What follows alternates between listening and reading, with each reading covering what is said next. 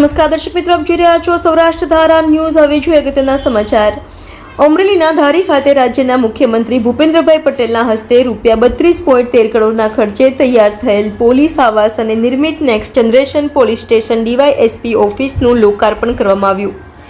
Police અધિક્ષક અને police staff સાથે આગેવાનો ઉપસ્થિત રહ્યા। અમરેલી જિલ્લાના પ્રવાસે પધારેલા રાજ્યના મુખ્યમંત્રી ભૂપેન્દ્રભાઈ પટેલ દ્વારા ધારી ખાતે ₹32.13 કરોડના ખર્ચે નિર્મિત next generation police station DYSP કચેરી નવનિર્મિત આવાસોનું લોકાર્પણ કરવામાં આવ્યું।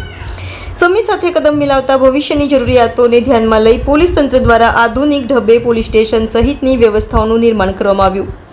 આ સાથે મુખ્યમંત્રીશ્રીએ ધારી પોલીસ સ્ટેશનમાં ઊભી કરવામાં આવેલ વ્યવસ્થાઓનું નિરીક્ષણ કર્યું।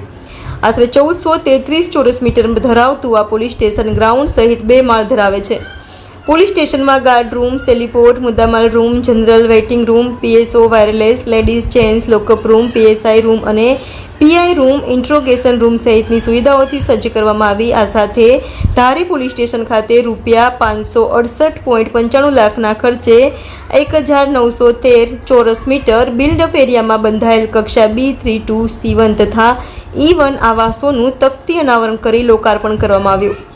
આ અવસરે સાંસદ ભરતભાઈ સુતરિયા, વિધાનસભા નાયબ મુખ્ય દંડક કૌશિકભાઈ વેકરિયા, ધારાસભ્ય સર્વશ્રી મહેશભાઈ કસવાળા, શ્રી જેવી કાકડિયા, જિલ્લા collector Shri Ajay Dahiya, Bhavnagar range IG Shri Gautam Parmar, જિલ્લા પોલીસ વડા શ્રી હિમકરસિંહ સહિતના મહાનુભાવો તથા પોલીસ તંત્રના અધિકારીઓ કર્મચારીઓ ઉપસ્થિત રહેલ।